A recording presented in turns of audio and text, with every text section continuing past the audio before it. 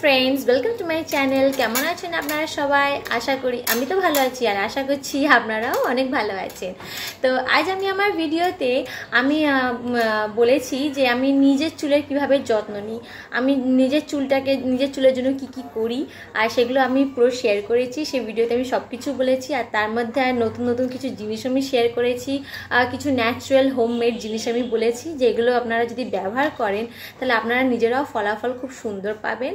তো ভিডিওটি স্কিপ না করে আপনারা ভিডিওটি ফুল দেখবেন, আশা করি আপনাদের ভিডিওটি খুব ভালো লাগবে। আমি আমার হেড ম্যাসাজ করার আগে আমি চুলটা ভালো করে আগে আঁচড়ে নিই, মানে আমি হাউসওয়াইফ, তেমন তো বেশি বাইরে বের হই না, তো সেই কারণে আমি সপ্তাহে 2 দিন করে আমি নিজের চুলটাকে শ্যাম্পু করি। তো শ্যাম্পু করার আগে আমি কি করি, মানে আমি নিজের চুলটাকে আগে ভালো করে হেডটাকে আগে ম্যাসাজ করি। কেন হেডটাকে যখন ভালো করে ম্যাসাজ হবে ব্লাড সার্কুলেশন ভালোর ফলে আপনার চুলের কোয়ালিটিও ভালো হবে আর হেয়ার ফলও কম হবে। তো সেই জন্য আমি সবসময় চুলটা আগে শ্যাম্পু করার আগে আমি ম্যাসাজটা করি, আর ম্যাসাজ করার আগে কিন্তু আমি চুলটা আঁচড়ে নিই। আর কেন আঁচড়াই সেই সব আমি সব কথাগুলো আমি আমার ভিডিওতে বলেছিলাম যে কেন আমি আঁচড়ে নিই। আচ্ছা, এবারে এই যে আমি হেড ম্যাসাজটা যে করব, মানে এই হেড ম্যাসাজটা করে আমি চুলটাকে 1 ঘন্টার জন্য রেখে দেব, কিংবা আপনারা যদি চান তাহলে আপনারা মানে সারা রাতের জন্য রেখে দিতে পারেন।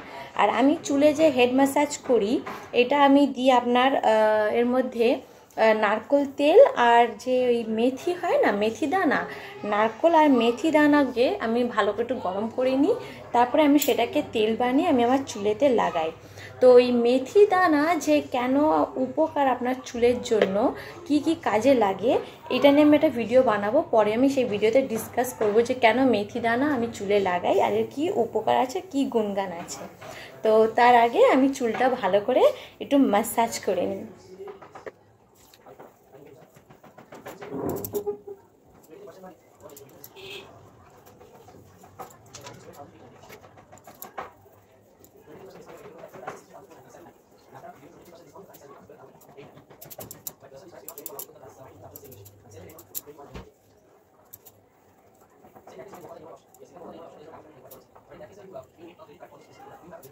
সত্যি যখন চুলটা কিন্তু ম্যাসাজ করা হয় মানে এতটা ভালো লাগে যে মানে ধারণার বাইরে, মানে মনে হয় না যে মানে আপনার যতগুলো টেনশন রয়েছে বা স্ট্রেস রয়েছে সব যেন আপনার মনে সব চলে গেছে, মানে এতটা যে সুন্দর লাগে হেড ম্যাসাজ করলে।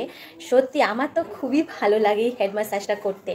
মানে আগে ছোটোবেলা মা করে দিত, তো বিয়ের পরে তো এখন হয় না, তো এখন নিজে নিজে করতে হয়। তো সত্যি বিশ্বাস করবেন, আমার যখন ছোটোবেলা আমার মা আমার চুলগুলো যখন ম্যাসাজ করে দিত তখন আমার চুলটা মানে বিশ্বাস করবেন না পুরো একদম কোমরের নিচে লম্বা ছিল, আর দুটো করে আমি বিউটি করে যেতাম স্কুলে, একটা বিউটি ঠিক এত এত মোটা মোটা হতো। তো মাই তখন চুলের যতটা নিত, মানে চুলে তেল লাগিয়ে দেওয়া, হেড ম্যাসাজ করে দেওয়া, শ্যাম্পু লাগিয়ে দেওয়া, সব কিছু মা যত্ন নিত। তো বিয়ের পরে তো সেগুলো আর হয় না, নিজে একা একা করতে হয়। এবার তারপরে সংসারের কাজ এসবের সময় নিজের জন্য সময় পাওয়া যায় না। তা আমি তো মনে করি মানে এই সমস্যা প্রতিটা মেয়ের রয়েছে। আমার তো মনে হচ্ছে সব মেয়েদেরই একই সমস্যা, যে মায়ের কাছে থাকাটা যত্ন আলাদা আর নিজে বিয়ে করার পরে সংসার সামলে নিজের যত্ন নেওয়া আলাদা। তো সেই মাঝে মধ্যে নিজেরও যত্ন নিতে হবে, কারণ সংসারে শুধু যত্ন নিলে তো হবে না, নিজেরও যত্ন নিতে হবে। কারণ নিজে যদি ঠিক না থাকি তাহলে সংসার যতই সুন্দর থাকুক না কেন ঠিক মানাবে না, মানে দেখতে একটা অদ্ভুত লাগবে। তো সংসারের সাথে সাথে নিজের জন্য একটু সময় বের করতে হবে। তো আপনারাও ঠিক এইভাবে নিজেদের জন্য একটু সময় বের করবেন, 5-10 মিনিট একটু বের করে নেবেন নিজেদের জন্য, একবার দেখবেন যে মানে কতটা আপনার ভালো লাগে, মানে যত টেনশন থাকবে না মনে হয় সব চলে গেছে, মানে এতটা ভালো লাগে, এতটা সুন্দর লাগে হেড ম্যাসাজ করতে।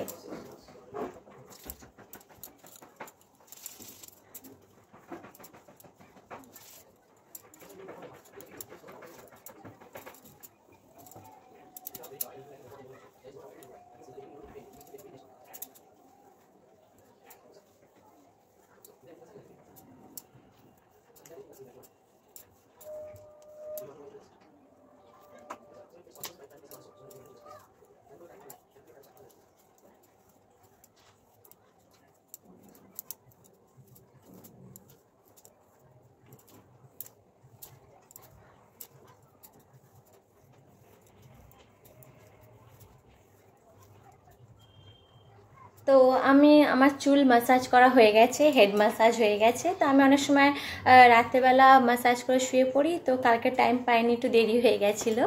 তো মানে ইটস ওকে। তো আমি হচ্ছে গিয়ে এখন দিয়েছি, 1 ঘন্টার পরে আমি মাথাটা শ্যাম্পু করে দেবো।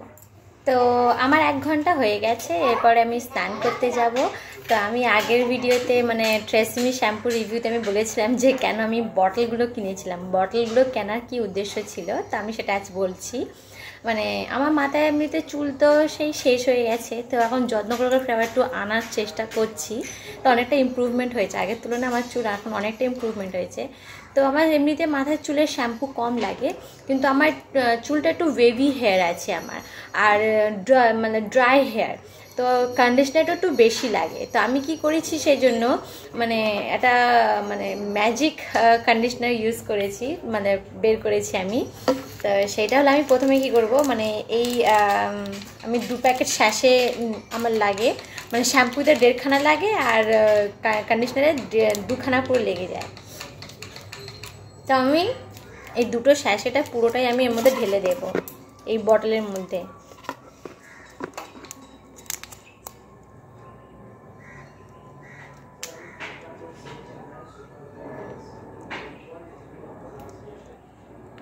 এমনিতে আমি যখন মাথায় যখন শ্যাম্পু দিই, তো ডাইরেক্ট শ্যাম্পু আমি দিই না, আমি একটা জায়গায় আমি চাই শ্যাম্পুগুলো জল দিয়ে একটু গুলে নিই।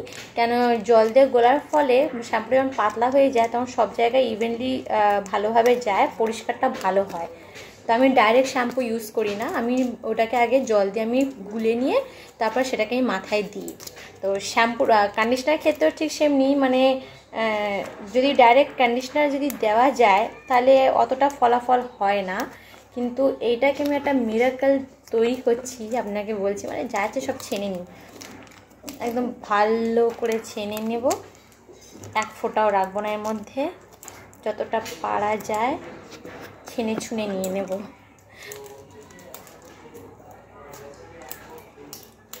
যতটা সম্ভব। না আর নেই এর মধ্যে, সব শেষ, কেড়ে কুড়ে সব নিয়ে নিয়েছি, কিচ্ছু নেই এর মধ্যে, আর কোনো কন্ডিশনার নেই। আচ্ছা, এরপরে যেটা ম্যাজিকটা হবে সেইটা হলো রাইস ওয়াটার। আমি এখানে এই চাল ধোয়া যে জলটা হয় এইটা নিয়েছি, দেখাচ্ছি আপনাদেরকে আমি।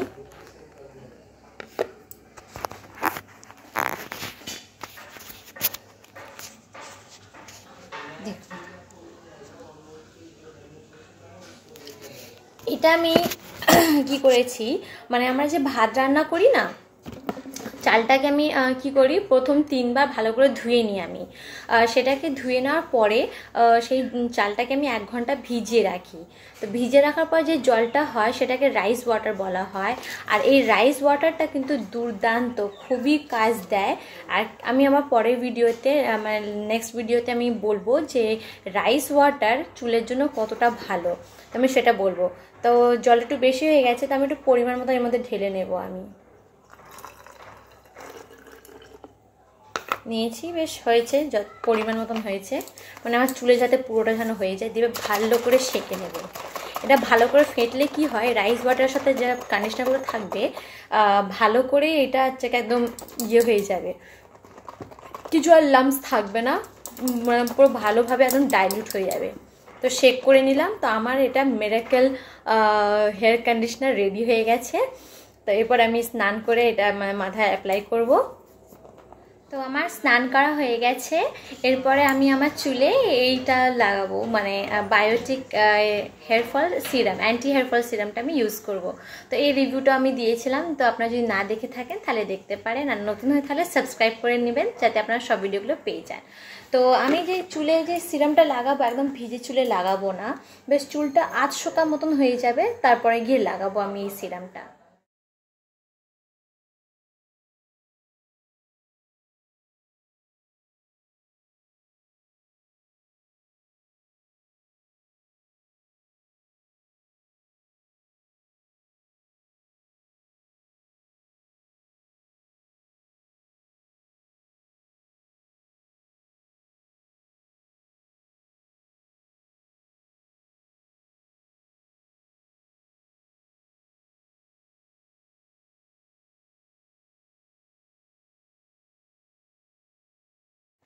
তো এইভাবে আমি আমার চুলের যত্ন নিই। আমি সপ্তাহে 2বার করে শ্যাম্পু করি। শ্যাম্পু করার আগে আমি অয়েল দিয়ে ভালো করে চুলটাকে ম্যাসাজ করে নিই, তারপরে আমি আমার টিপস অ্যান্ড ট্রিক্সগুলো অ্যাপ্লাই করি। এইভাবে আমার সপ্তাহ চলে। আর সপ্তাহে মাঝখানে যদি চুলটা যদি মনে হয়, কারণ যেহেতু আমার চুলটা বড্ড ড্রাই চুল, তো যদি মনে হয় যে হ্যাঁ বডি যেন চুলটা উস্কো খুস্কো হয়ে গেছে, তখন হালকা মানে অল্প ধরে নিয়ে 1-2 ফোঁটা তেল একটু চুলের উপর লাগিয়ে নিলাম, যাতে চুলটা যেন উস্কো খুস্কো না লাগে। তো এইভাবে আমি আমার চুলটার যত্ন নিই। এমনিতেই বলে যে নর্মাল টাইমের তুলনায় চুল শ্যাম্পু করার পরে চুলটা একটু বেশি পড়ে, চুল ছেড়ে বেশি। তো আমি তো আমি যেভাবে চুলটা আমি দেখালাম আপনাদের যে আমি নিজে চুলটা কীভাবে হেয়ার কেয়ার করি, তো চুলটা আমি নিজে আঁচড়ালাম আপনাদের সামনে। তো দেখুন ঠিক এতটাই চুল পড়েছে, এইটুকু, এর বেশি না। আগে যখন পড়তো, মানে আগে যখন আঁচড়াতাম তখন গোলটা পাকালে এতটা বড় হতো, এখন সেখানে দেখুন কইটুকু, মানে হচ্ছে ওর 1% মতন পড়েছে। এত কম চুল পড়ছে এখন আগের তুলনায়। তো আমি তো দেখছি আমি যেভাবে আমার নিজের চুলের এইভাবে যত্ন নিই, তো নিয়ে দেখছি আমার চুল পড়া অনেকটাই কমে গেছে, অনেকটা বেনিফিট হচ্ছে। আর আপনারাও তাই ট্রাই করে দেখুন। আর আপনাদের যদি ভালো লেগে থাকে তাহলে লাইক করবেন। আর যদি মনে হয় যে এই ভিডিওটা আরও আপনাদের বন্ধু, নেবার্স বা রিলেটিভদের মধ্যে শেয়ার করা দরকার, তারাও যেন জানুক, তারাও যেন শিখুক, তারাও যেন নিজের চুলের যত্ন নিতে পারুক সঠিক ধরনে, সঠিক ওয়েতে যেন নিজের চুলগুলোর যত্ন নিতে পারে, তাদেরকেও শেয়ার করবেন। আর নিউ হয়ে থাকলেন আমার চ্যানেলটিকে সাবস্ক্রাইব করে যাবেন। So thank you for watching my video. Bye bye friends.